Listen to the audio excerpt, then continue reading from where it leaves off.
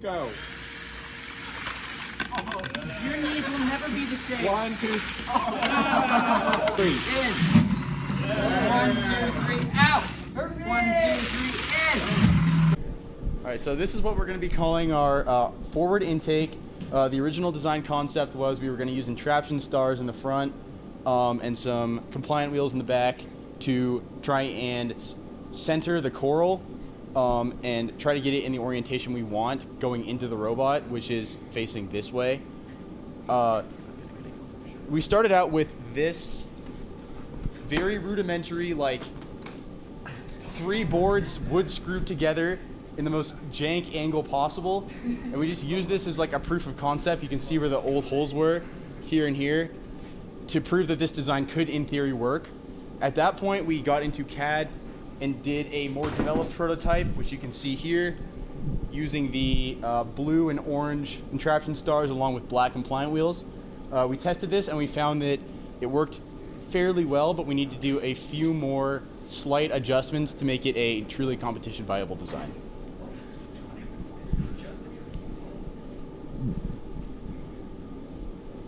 So, what were some of the things that you learned from the jank one? What were some of the things that didn't go right that you adjusted for?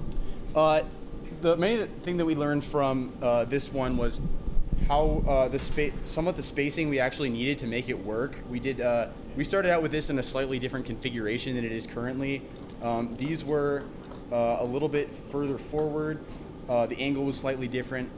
The main target there was that we wanted to see how severe we could get that angle and how little space we could get it so that it actually centered the game piece as we wanted. So we kind of changed that over time before we moved to this more developed prototype. So would you consider this a 0.8 version, or is this your 1.0? The one I'm holding in my hand right now. I would consider this a solid 0.9. Okay. I would go with 0.9 for this. We have a few minor changes to make, including this right here was on the final revision. This is going to be removed, and these are going to basically be 2 separate pieces that are that actually allow it to pass through more cleanly.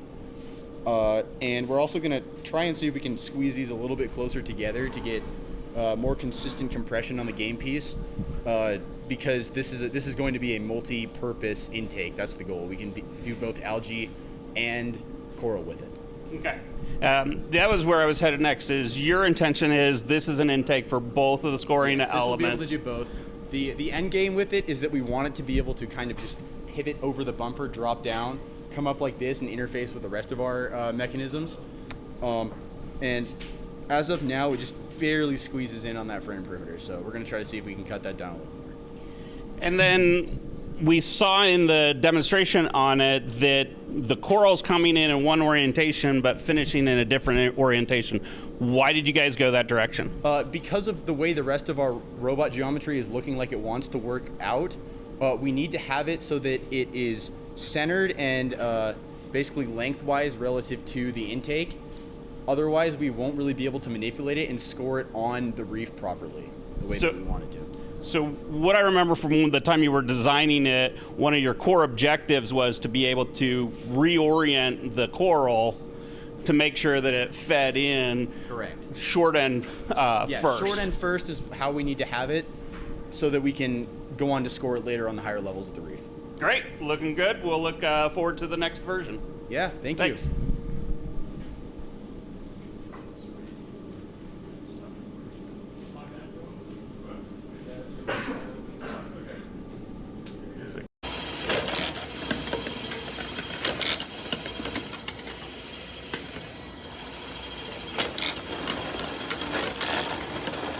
And Matt, you've got a different intake design here. Why don't you walk us through it?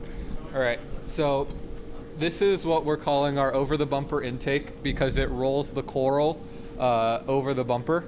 Our goal with this intake was to pick up the pieces horizontally, but then through the intake and before it reaches the main part of the robot, make it vertical relative to the intake, because it's super easy to pick up the coral in a way that's horizontal to the intake, but it's a lot easier to score the coral in a way that's perpendicular to the intake. So what we started as was 2 of these pieces of plywood. Originally, there was only these 4 holes, but the top roller wasn't really doing anything, and there was a really big dead spot right here at the bumper. This L space is right where the bumper goes.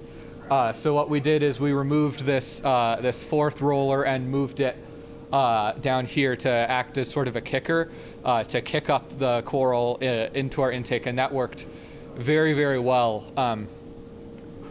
Then from there, really we went straight to CAD and just changed a few minor dimensions within it so we could get a little bit more compression. We could get a little bit more compression in here, and making sure the spacing was good. We also added these mecanum and 1 omni wheel, and that's supposed to kind of help the coral fall into a vertical space because there's more grip on this side of the intake than on this side. So this one kind of goes for a little bit more. Now, having been part of the process through all this, you didn't just move from that design to this design. What were some of the other things that you had to make adjustments for? Yeah, so originally that first plywood prototype, we had just traced the coral, kind of putting it on the bumper and tracing a path that we thought would work. When we went to CAD, we made the mistake of thinking that a 4-inch PVC pipe is the inner diameter, but it was actually we used 4 inches as the outer diameter, and that caused it to have way too much compression, and it couldn't even actually make it through the intake because there was not enough space for the coral. So we had to rearrange the geometry to allow for a 4.5-inch game element without sticking out too far. Yeah. And definitely better to find that out using real coral in the prototypes than going into machining and that type of stuff. Yeah. How long does it take you to change? Did it take you to change the geometry and rebuild the side panels? Changing the geometry took me probably about an hour and a half, but one of the primary reasons is during that time I added the belts and gears to allow us to use only 1 drill instead of 4. But it definitely took a lot of moving around circles in the CAD model to make it work. Had you gone with machining the side panels before we tested with actual coral, how long do you think it would have taken to rebuild a next version? I think it would have taken a whole lot longer. A whole lot longer. All right. Without knowing what the coral really acted like. So what I'm driving at is the key to doing some prototypes, something that you can change quickly. This is not nearly durable enough to go onto a competition robot, but we're learning along the way as we go. So when we start getting to the expensive materials and cutting things, measure twice, cut once. Yeah. We're in the process of still measuring our concepts and designs. Yeah. All right, thanks. Yeah, thank you. We've got Jono here that has another intake design addressing the coral in a different direction. Jono, why don't you tell us about your design? Yeah, so this is the end effector. So the goal of this is the transfer from our intake. So that's why our previous intakes were on the more complex side, to reduce the weight and complexity of this, which will be on the end of our elevator with an arm and a wrist. So think 2019 poofs. It's a very similar robot architecture that we're going for. So with this, it's very simple. It's just 2 2.25-inch compliant wheels, and then some stops. So it just pops in, and then pops out. Really clean, really smooth. Very, very strong grip. The plan with this will be on the end of the arm, and then as this gets pulled up vertically in our intake, we'll come in, skewer it, and then score it above. So again, the goal with this was to be as light and simple as possible. So can you show us all the different parts? I don't know that everybody's seen kind of the design and how it's fitting together. Yeah, so again, here we got the 2.5-inch compliant wheels, and then back here, these don't spin, but these are 1-inch stealth rollers, and those act as a backstop for the coral when it's pulled back. And then we just have 2 gears back here that help invert the direction, and then we'll have a 1 gearbox that powers this, again, to keep everything as light as possible. So this is where we're at today. What were some of the steps that got us to this point? Since the goal of this was complexity, reduced complexity, we knew that, the easiest way to intake a coral would just be to pop it in between 2 rollers against a hard stop. So since that was kind of the easiest way and it was fairly light and simple, we wanted to reserve it for the end effector and then keep all the weight and complexity down low.